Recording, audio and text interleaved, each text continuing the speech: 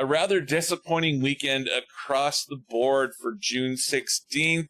A lot of movies came out last weekend. Not a lot of people went to go see them in theaters. Big one, though, was The Flash. The Flash was projected to make $70 million, took home 55. All the way across the board, we have Disney failing. My favorite one that I was looking forward to was The Blackening. That took $6 million down at the box office. Elemental came in short of $30 million. It was at $29 million. Spider-Man at number 3 was at 27 in its third week. Transformers Rise of the Beast, $20 million, and Little Mermaid rounding out the top 5. Oddly, Disney releasing 2 animated movies back-to-back for some reason, wanting to compete with itself, but just across the board, just surprisingly bad. Surprisingly bad box office. Does that surprise you at all? Actually, the biggest surprise box office wise is The Flash, to me. Now, the Elemental thing, I saw Disney pushing it a whole lot, and they've been talking about this movie, and you've had a lot of people go see early screeners to this movie and talk about how great it is and da-da-da-da. And you can tell these are the people that are trying to like sheep the masses in. They're like, hey, come on, guys, follow me to the promised land to 800 million or more. You know, that's what they're trying to do. They're trying to shepherd the audience into going to the theaters and buying it. But at the same time, I mean, it's crazy that a kid's movie failed. It's really crazy that a kid's movie failed. But at the same time, Elementals came out the same weekend as The Flash and The Blackening, correct? Yep. So all 3 were new last week. Yeah, I think it was a bad idea for all 3 of them to go against each other because they're splitting the box office numbers. I think that they should have just kind of did it on their own. But out of all the movies, I really feel like The Flash should have been able to pull that out because, one, it's a superhero movie. I mean, all those we feel like we have moments and spurts of superhero fatigue.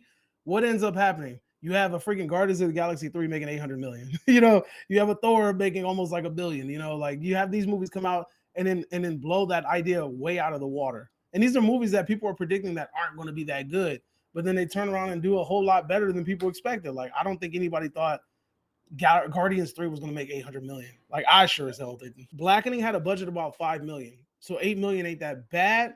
I mean, if they can at least double it by the time it's out of theaters, I think they'll be in the green. So I think it's really important to kind of look at the budget in regards to how much they take home. So like example would be Terrifier. Terrifier, they made it with a couple $100,000, but they took home 15 million. You know, that's a huge green for them because you're in a couple of $100,000 and you made 15 million. You know, on paper, people are gonna be like 15 million, that's nothing. But when you look at it, when you compare it to the budget, all of that is keepsake. They're keeping all of that. So, I mean, The Blackening, before it leaves the theater, I think it's going to at least double or triple its money. And that's the great thing about horror films from a business perspective is if you get that one central idea and then have a cast of really cheap young actors, you don't have to make that much money at the box office. We saw with Megan and we saw with Smile, good young filmmakers over-delivering on a horror film concept with a really simple concept, better execution. And if it makes 70 or 80 or 90 million on a $5-10 million budget, then you're going to have sequels galore. Definitely. That's the one thing about horror movies that drives me crazy is that they don't know when to quit. They don't know when to quit. When the money stops. Well, exactly. They're taking Fast and the Furious took a page out of horror. They're like, hey, look, they ain't stopping. They making all this money and they ain't stopping. We ain't gonna stop either. We're gonna keep dishing out these horrible movies that started off about cars and they're not about cars anymore. But let me go back to The Flash. The reason to me why Flash was so disappointing was because superhero movies tend to make money, right? On top of that, you have the nostalgia factor with Michael Keaton. He was advertising the commercial.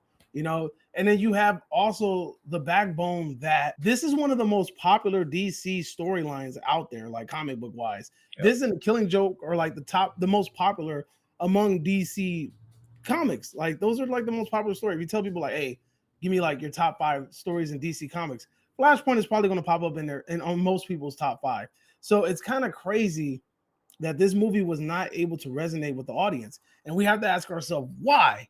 And I think the biggest reason why is because it's either Ezra Miller, right? All of the things that he went through and nobody was willing to support him, which I don't blame people for it. You know, he did some heinous things. The people upset that James Gunn was hired and basically kind of this was the end of the road for the old DCEU. And people were feeling like, what's the point of me going to see this movie if it's just going to end the universe? Or we have the Snyder fans who want Zack Snyder's movies to continue, and they have band together and boycotted this movie because their money matters, so those are the only three things that make sense to me. Snyder fans.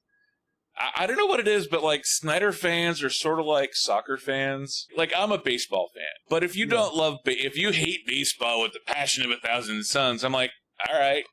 But if I tell soccer fan that I don't like soccer, they get all offended and stuff. So I think Snyder fans are sort of the same way. Like I love 300, but Watchmen, and the whole. I liked Watchmen. I didn't like Sucker Punch, and people get mad about that. Actually, I was the opposite. Like I liked Sucker Punch, but I did not like Watchmen. That's your opinion, man. That's why we're here. That's true. That's why we all have our YouTube channels. Absolutely. You did your review of The Flash, and you were not a big fan of The Flash.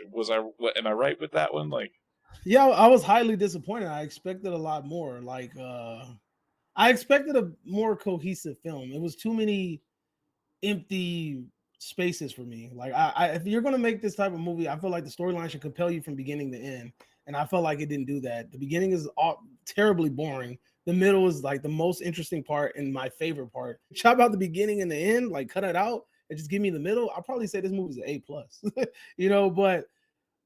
that's not what we got. We got a boring beginning, an awesome middle, and a terrible ending. And I just wasn't a fan of it. I actually did really like this film, which is unusual because I really do not like the Snyderverse as a whole, mostly because it is so dark and depressing. And as a guy who grew up in Seattle, dark and depressing is around you 300 days out of the year. So, but I actually did like this one because it was more hopeful. If I remember right, you teed off on the CGI.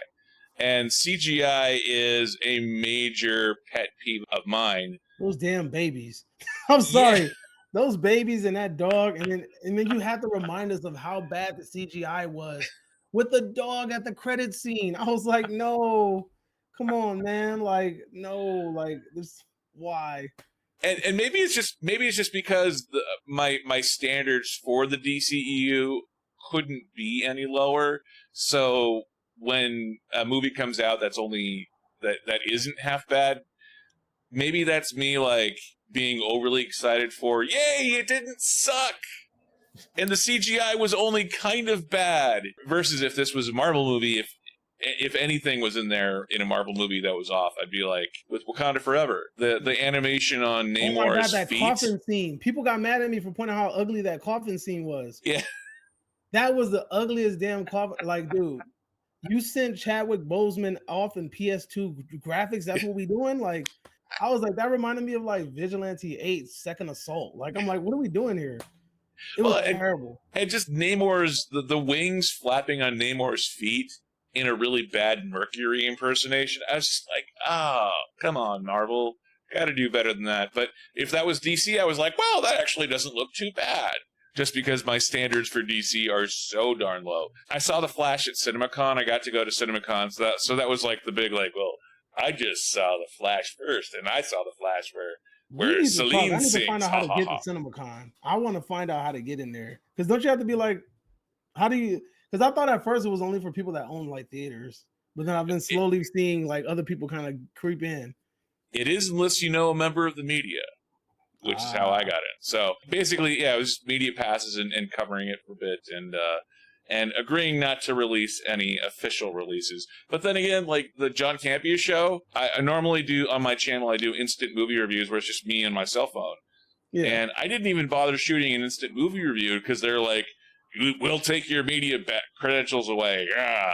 On my way home, I had John Campea going in the background, and John Campea was doing a movie review of The Flash that had just finished showing. Like, people were still filing out of Celine Dion's theater at the Coliseum there. So yeah, I know a couple of people that went there and they reviewed it as well. So I think that only applies if you crap on the movie. I really feel like that's what it is. Like, I feel like if you praise the movie, they're gonna be like, all right, free publicity is better than no publicity. Let's go. Let's keep it up. Let's keep it up. Keep it up. Don't ban them. If you were to crap on the movie, like let's say I saw it And I gave my honest opinion, like the one that I gave in my review.